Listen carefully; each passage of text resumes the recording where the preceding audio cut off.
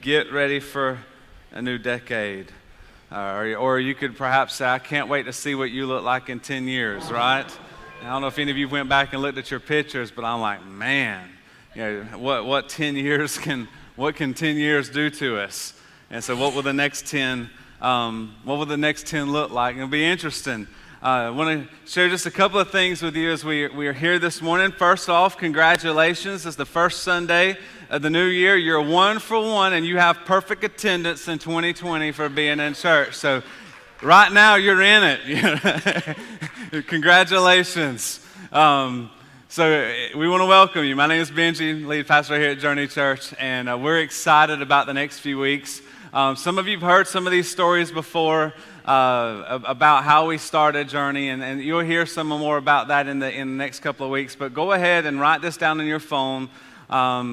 Those watching online, you'll want to know about this as well. But February the 2nd is the first Sunday in February, and we're giving us some time to make preparations for it. But February the 2nd, we're going to come together in one service, we're going to worship together, and we're going to celebrate our birthday as a church of 10 years. And so January 3rd, 2010 was technically our first service as a church.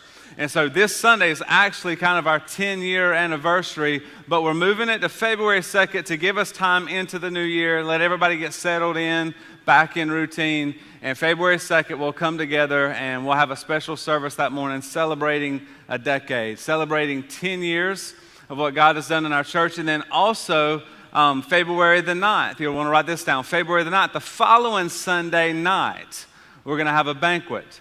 And so there'll be a way for you to RSVP, to prepare for it. What we're looking at doing is us as a church will be providing the meat and all, and then we'll ask for those that want to attend to be willing to maybe bring a side dish, and then we'll have a banquet style set up, and we'll just come together, fellowship, and there again, celebrate our 10 years. And so February the 2nd, we're going to come together, celebrate, and then February the 9th in the afternoon, we're going to actually have a banquet together and to be able to eat and share and reflect on the past 10 years. So that's two things you'll want to make note of, and just know that they're coming, that we'll celebrate that together, and then make preparations, cast vision for the next coming year and the days to come. And so you'll want to be a part of that. And so I'm sure we'll have an online form as well as a form here if you want to sign up to register to be part of that event with us when we have the banquet. But I was thinking back, and again, you'll hear some of this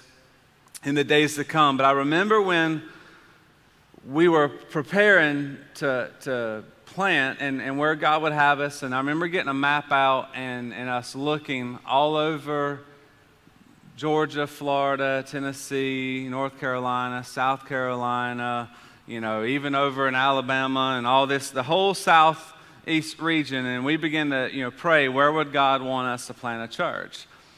And, I really thought we were going to make a geographical large move, which we did make a geographical move to land in Tifton, but I really thought it was going to be a lot farther away, and so we sold all of our possessions, all of our real estate. We had rental houses, and we sold everything, our personal house, and all of that, and begin to pray, God, where would you have us go? And in fact, when we put our house on the market, I was afraid it was going to take like a year to sell our house, because we had kind of gone through a time where houses weren't really selling that fast. And we put our house on the market, and the day we put it on the market, by midnight it sold. And I'm like, babe, we're a year away from doing anything. And so Brittany's like, what do we do? And I was like, well, they're giving us what we're asking, so we need to sell it. So what do we do? So foolish us, we decided we'll buy another house, even though in a year we knew we were moving. So we bought a foreclosure, redid the floor and painted, we kind of modernized it, changed a couple of things, moved in. It had Braden's first birthday in it. I believe we were at that point, had the birthday or right there at it. And then I said, we need to, it was within that year we were making that transition, making the turn for 2009. And I said, I really think we need to put this house on the market because it may take a while to sell it. And so we put it on the market for sale, to sell it, and within 60 days it sold. And I looked at my wife and I said, what do we do? I'm like, this don't make sense. Like, is God trying to get us out of here now? Like, he wants us to, what's he trying to tell us? And so a friend of ours had an apartment in a garage. And so I moved my wife with a newborn or a small child into an apartment above a garage with one bedroom, one bath, and a living room and kind of a half kitchen, and that was it. And we lived there for close to a year as we made preparations to make our move. And through all that, we were thinking that we were going to make a move in a different direction. And as we approached 2008 into 2009, we like to go out of town to eat, to have dinner, sometimes to get away where just me and her and don't really know anyone, just to be able to talk to each other and just to get away. And so we decided to come to Tifton. Of all places, didn't know anybody up here, so we went to a local restaurant and began to eat our meal, and we began to talk to the waitress and just ask some questions like, hey, you go to church anywhere, here in town? And the lady responded and said, no, there's not really a church that fits me. And I said, what do you mean? And she began to kind of tell her story and said, I just don't feel like I'm welcome anywhere. And I said, okay. And so we left, and my wife and I had a conversation. I was like, man, is there a contemporary church in Tifton? And the following weekend, we were praying, and we was like, hey, let's go up there and let's go eat in Tifton again. It wasn't that far of a drive. So we come up here and eat, and again, we have a conversation with another waitress, and we're asking the same questions, and the same response. Well, there's not really a church in this area that I feel like I can walk into with my tattoos or the way I look and be welcomed. And I was like, okay, God, what are you telling me? Like, we really thought we was going to move to a large city because we want to be culturally diverse, socioeconomically, all those want to be diverse across all boards. And Tifton, Georgia, is this really where it's going to be at? And so we began to pray, and after a little bit of time, I shared with my wife, I said, Brittany, I think God's calling us to Tifton. And her response was, I think you're right. And so God was already working in her heart as well as mine. And so we made the decision to move here, and we realized very quickly that Tifton is proud of their real estate.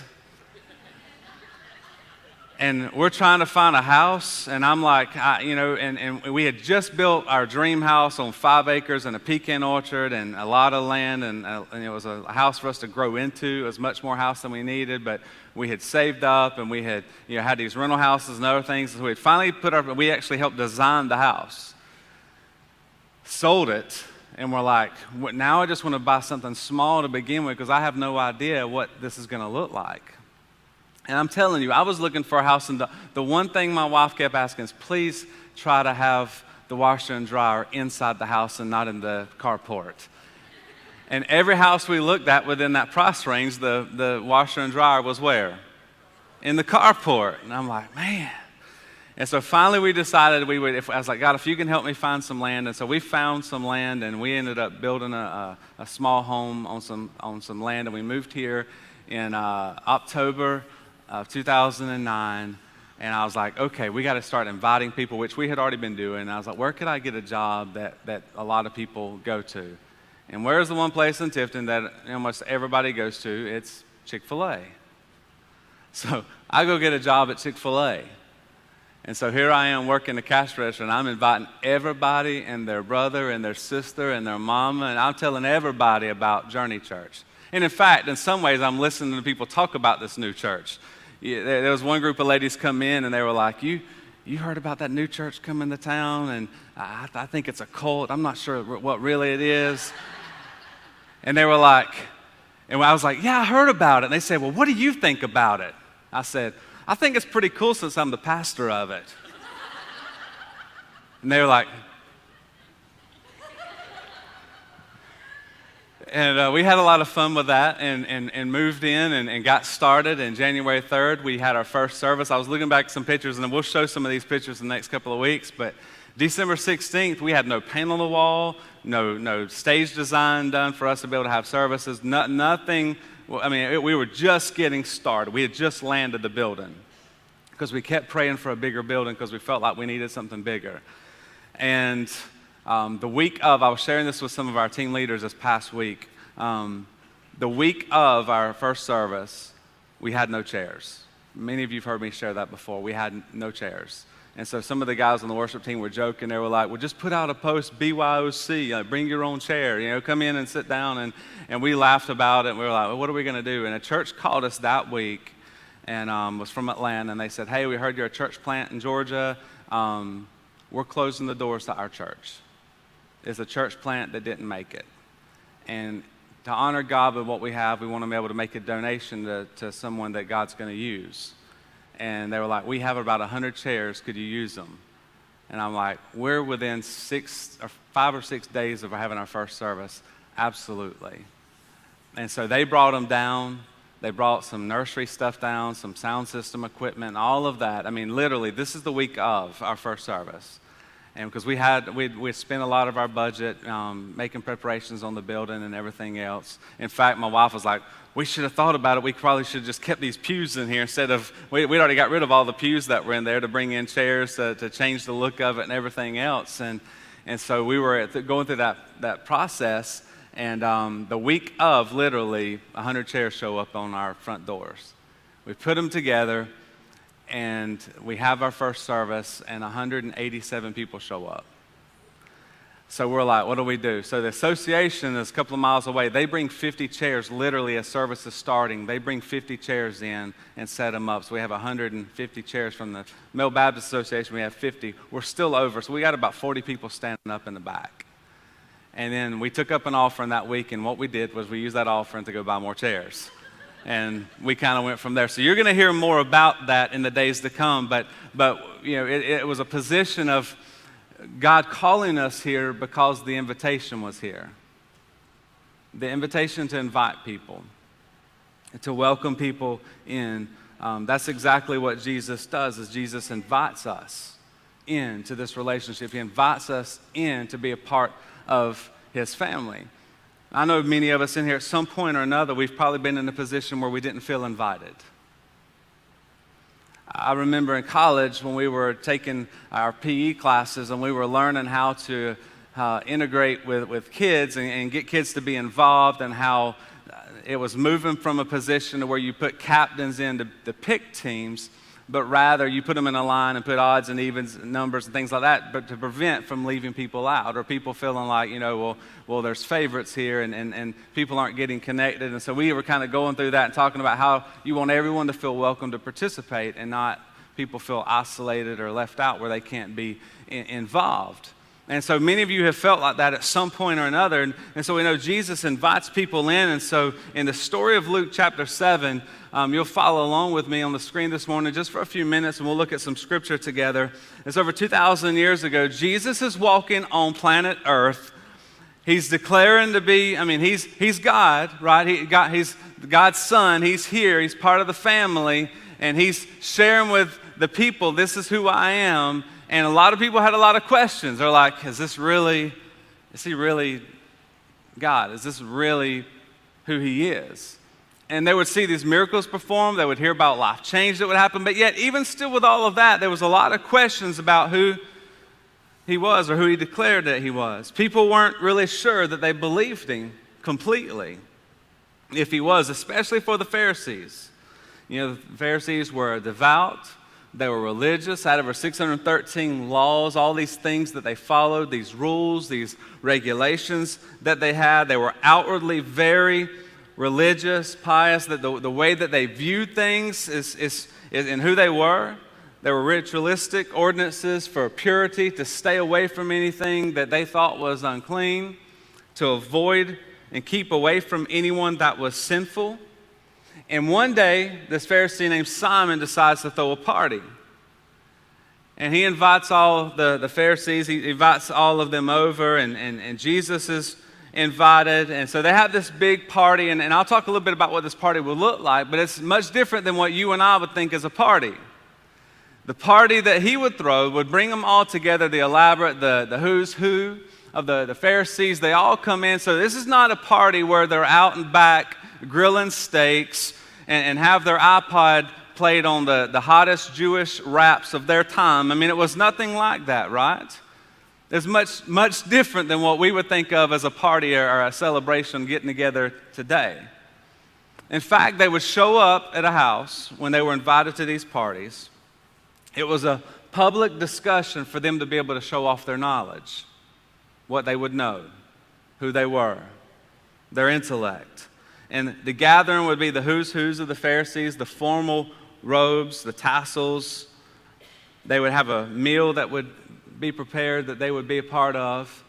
They would gather together and they would discuss social trends, politics, religious things. And the way that they would do it is there was this outer room of the house. And so there was a porch, and then there's this outer room where they would gather in these discussions and have all of these talks of intellect and all of that. And people would gather from the community. The common people, those that weren't involved in that, would gather all the way around the house, and they would listen to hear what they would talk about. They would gather around to listen, because the Pharisees would leave the doors open so that they could listen to their talk. Now I want you to picture this. This is here in a time where there's no Netflix, there's no Hulu, there's no Disney Plus, which some of you are like, Disney Plus wasn't around even last year, right? But there's no Disney Plus, there's no internet, there's no turning on the TV and watching The Real Housewives of Jerusalem during that time. I mean, none of those things are available. And so this was, in their time, this was as close as you get to reality TV, because it was reality in front of them, right? It wasn't on television. It was showing up, gathering around the house, and listening to their discussion, to listen to what they would talk. So they would be encircled and around the porch, listening to these discussions. And here's what happens. Many of you know this story. We've taught about this woman a few times. But in Luke chapter 7, and in verse 37, it says that a woman in the town who lived a sinful life learned that Jesus was eating at the Pharisee's house. So this woman finds out that Jesus is there at this house, at this party, at this gathering, that Jesus is eating there. So she came there with an alabaster jar of perfume. So she shows up at the house. This is the code language here, is she's the town prostitute. This is who she is. And she shows up because she heard Jesus is there, and she walks up. You can imagine the crowd is around the house, and they're all there together just to listen to the talk and listen to what's being discussed. And she walks up on the porch, walks in the house, walks past those that are having in the outer room this discussion, and she goes and she finds Jesus. Walks past all of the Pharisees who were eloquently talking and having their discussions. She walks into the party, and the Pharisees are raged in protest. They're like, she can't come in here. She's unclean. She's sinful, impure, doesn't belong, wasn't invited. And even though she wasn't invited, she walks on in. Now I'm going to sidetrack for just a moment. I didn't plan to do that, but we've shared in this passage before. I don't want to get caught up in this area too long, but just think about this. She walks in the room. They know who she is. How do they know who she is? Perhaps some of them have seen her. Perhaps some of them have even met with her. You can imagine, maybe even, and the scripture doesn't say this, but you use your imagination. Imagine even the fact that she walks up on the porch and walks in, and a couple of them look and they go, you're not coming in here. And you can imagine her maybe looking back at some of them going, do you want me to tell everybody who you are? It almost makes you wonder how she got past the crowd to get to where she needed to get. Like, I'm not gonna fuss with her. Why? Because she knows me. But imagine, she walks on in past all of them who declare themselves righteous, who declare themselves, in this place that they're above others, this place where they're trying to keep these laws, and they're there together to talk about social things and politics and all of that. And she shows up, and she doesn't belong here. She's unclean. She's not worthy. She's not invited. Why? Perhaps the way she looks. because of her past mistakes, her failures. She wasn't invited. Who was she? She was someone that was hurting. Who was she? We don't know. Perhaps she was abused. Perhaps her parents died and she was the oldest sibling trying to find a way to live, to survive. Maybe pressured. You don't know. Maybe she was rejected. Maybe she got pregnant at one time and was rejected by others, and now she's in this place trying to figure out how to make it. We don't know. Maybe she felt like she didn't have a choice in the situation. In her whole adult life, she's been abused by men, had hateful glares from other women.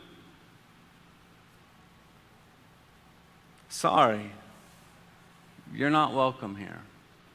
You don't belong here. But yet when she shows up, by her, and we'll see this in a moment, by her kneeling, she shows the posture of worship. The jar of perfume that she breaks open, and we're going to see that she pours it on his feet.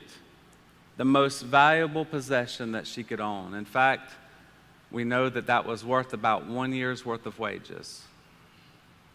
And she was willing to take a whole year's worth of wages, her most valuable thing, and surrender it and pour it out on him. So it's a moment of extravagant worship and also a symbol of repentance and leaving her old life. And so look with me, Luke chapter 7, verse 38, the next verse there.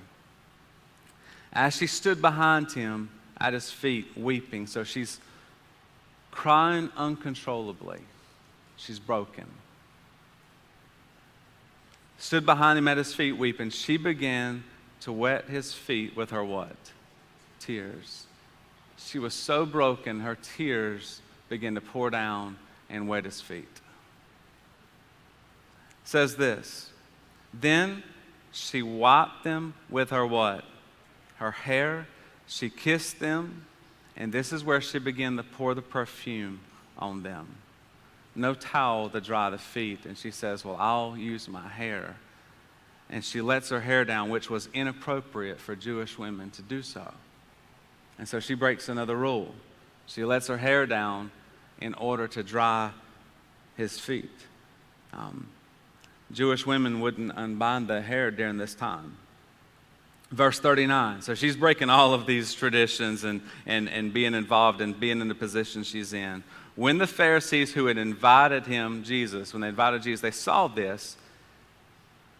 The Pharisee, Simon, who had it, he said to himself, if this man were a prophet, if he really was a prophet, then he would know, right? He would know who is touching him and what kind of woman she is. In other words, she's unclean. She's sinful. She's filthy. If he really knew, if he was really a prophet, he wouldn't allow someone who was unclean in this manner to even touch him, let alone just to be that close to him. What kind of woman she is, that she's a sinner. So Simon's assuming that since Jesus is allowing this to happen, he's beginning to question, is Jesus really who he says he is? A prophet or God? Is he really this person if he's going to allow someone in this position to get this close to him and to touch him and her tears to be poured on his feet and her hair to wipe the tears away and all of that? If Jesus is really who he says he is, then he would know this and he would stop it from happening. So he's beginning to question, is he really who he says he is? And Jesus basically responds. Let me read your mind for you, what he's going to do here. Verse 44. The Pharisee doesn't even say anything, right? He's thinking it and processing it. And in verse 44, then Jesus turned towards the woman, and who was he talking to? Simon. He looks at this woman, turns towards her, and he looks to Simon, and he says this, do you see this woman? Because he knows everybody in the house knows she's in the room. Of course they've seen her. But he points out to illustrate to him, I've come into your house.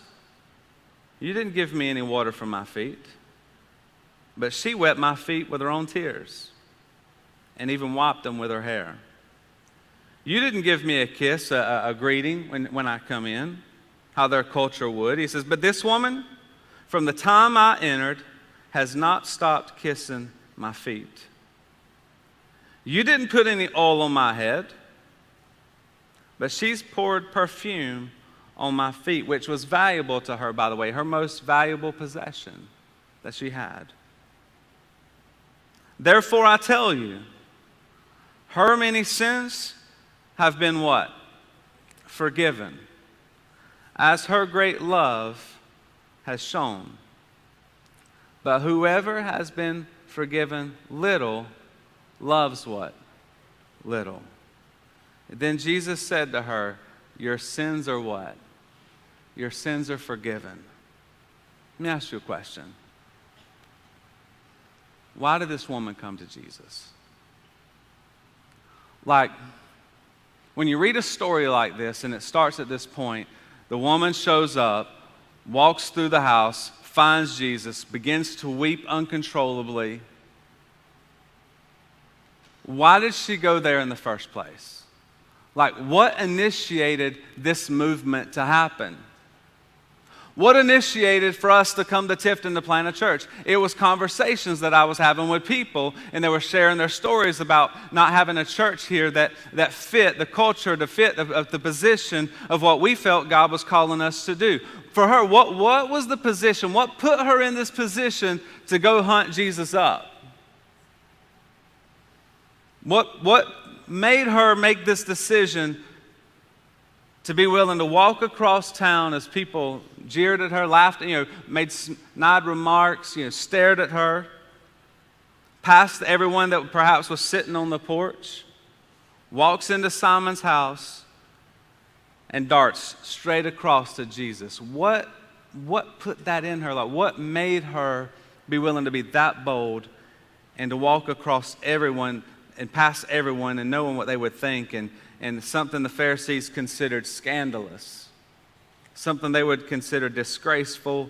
I mean, they were just appalled by it. They couldn't believe that she'd be willing to do this. What would make her do this? Why? Well, at some point she already had to know about Jesus, right?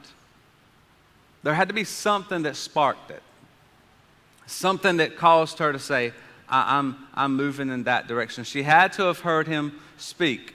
And as I think about this too, it had to be something that was pretty immediate. It wasn't like, oh, I remember this Jesus from a couple of weeks ago.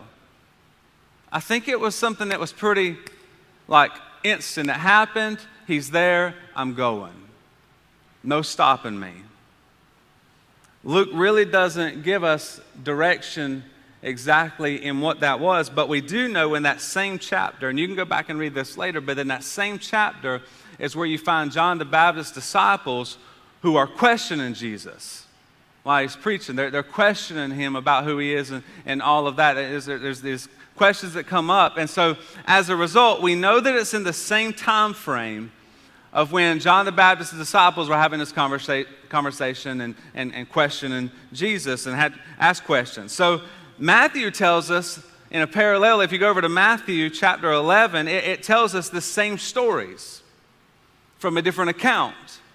But from their story, from his account, he focuses on the point that Matthew tells exactly what Jesus was preaching whenever John the Baptist's disciples had these questions. And so it helps us have a little bit more insight, because Luke just says they had these questions there and Jesus was there, and then it goes over to the part where they're in this party and this woman shows up. But if you go over to Matthew, you find out from the account of Matthew that when they were having this conversation and John the Baptist's disciples were there, what was the message that this broken, rejected, desperate woman had heard? What did she hear?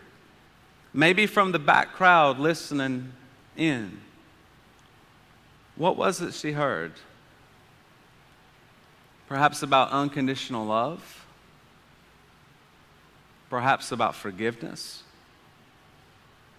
Healing.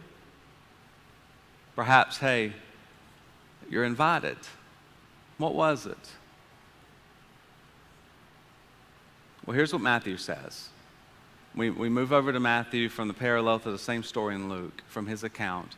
This is the conversation that had prior to Jesus going to this house for this party where this woman shows up. What would draw this woman from her lifestyle and the position she was in to be willing to go in public and go to that place and be broken in tears to the point that she's willing to reveal all, as far as just laying it down, my years worth of earnings right here poured out on you. I'm sacrificing, I'm giving it, I want what you said you have.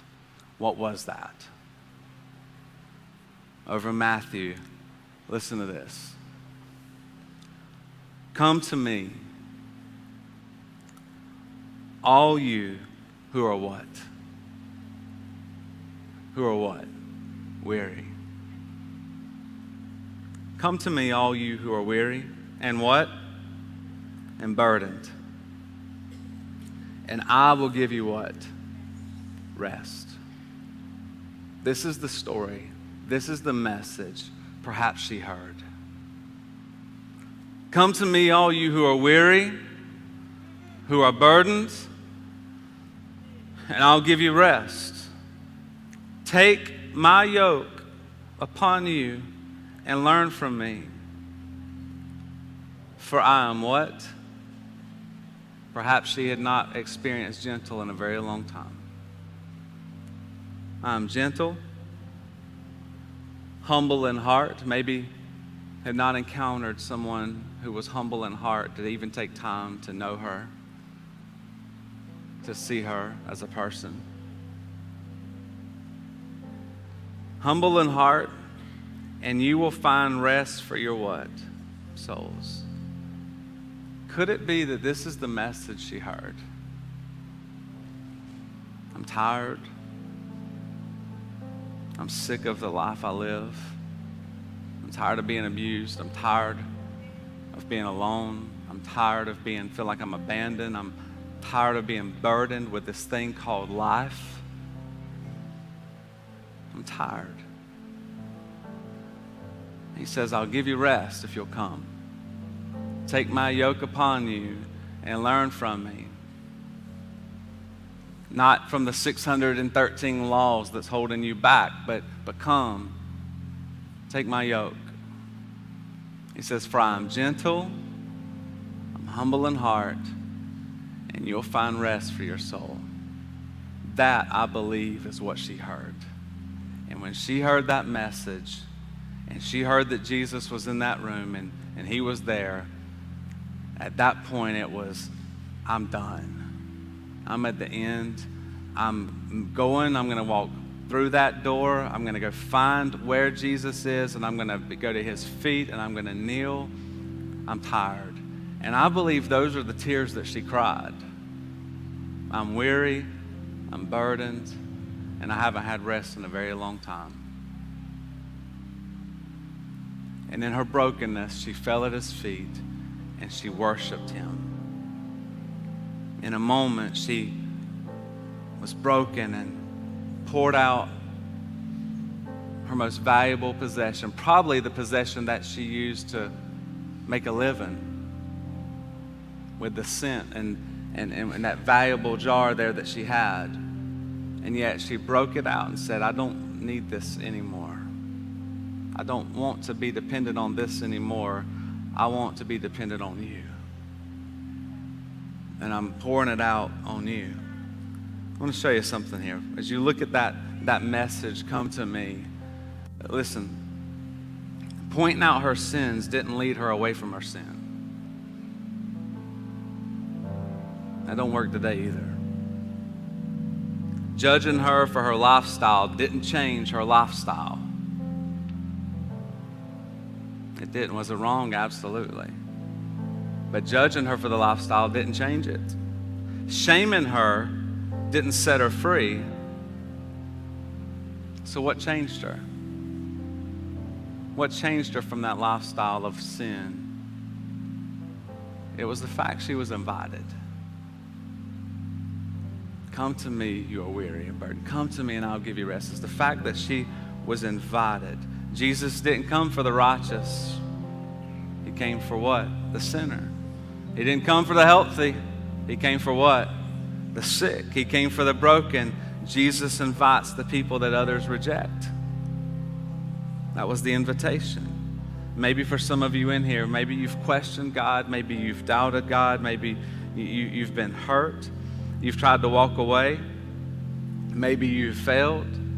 Listen to me. You're still invited. In all the mistakes you've made, you're still invited. Maybe some of you have considered suicide. Listen to me. You're still invited. Some of you have maybe have filed bankruptcy. You've lost everything, made some mistakes. You're still invited. Maybe you've cursed God, rejected Him. You're still invited. Maybe you've made some mistakes in other areas of your life. You're still invited. You're still invited to come be a part of what He's doing. You come with your doubts, your fears, your anxiety, your addictions, your rejection, your baggage. You come with all of that. And not only do you come with it, but don't come alone.